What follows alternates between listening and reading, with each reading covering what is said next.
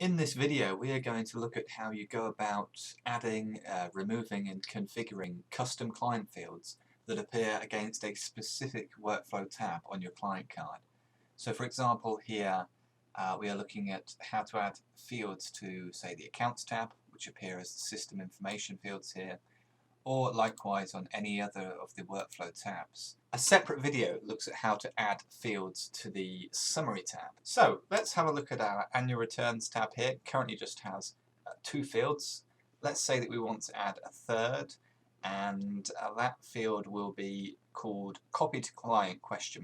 It's to help us remember whether our client actually wants a copy of the annual return or confirmation statement, as it is now called, sending to them. First of all, I'd click on Config and Edit Workflow Systems. Then I would drill into the appropriate workflow system. I'd click on the Workflow Elements tab, and it's this very top section here, Custom Client Fields. To change a field, I would use the pencil icon. That will take me into the properties of the field, which, the precise properties will vary depending upon what type of field it is. To delete a field, which I can do when there's no live data, I would use the red cross there. To create a new field, you need to use one of the Create New Field buttons. Now, for an explanation of all the different data types, you could watch the related video we've prepared on adding custom client fields to the Summary tab, and we'll put a link up on the screen to that now. The additional field type that you'll see here is trigger date. And there's also a video showing how you go about configuring those. These are special fields that control the automatic creation of jobs. For my example, it was a Boolean field, a yes or a no field. So first of all, I'll give it the name.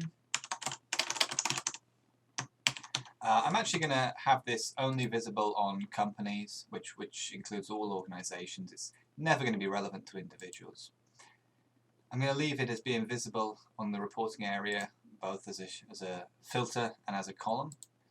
I'm going to default this to yes, because in this case, that is my kind of default working practice, and it will act as more of an opt-out. I don't need to provide a data store tag. This is just for special information that may interact with particular reports or Glide add-on modules. And as for the order, I'm going to put, say 200 here. That's going to put it below my existing fields. That's all I have to do. For a client field, you simply create the field, and that's now going to be visible as appropriate on any clients. So if we back up ever so slightly, back to the client card, and we shall see it here, Copy to Client. So we can now toggle that from yes to no accordingly. That's how you create fields on a workflow tab on the client card.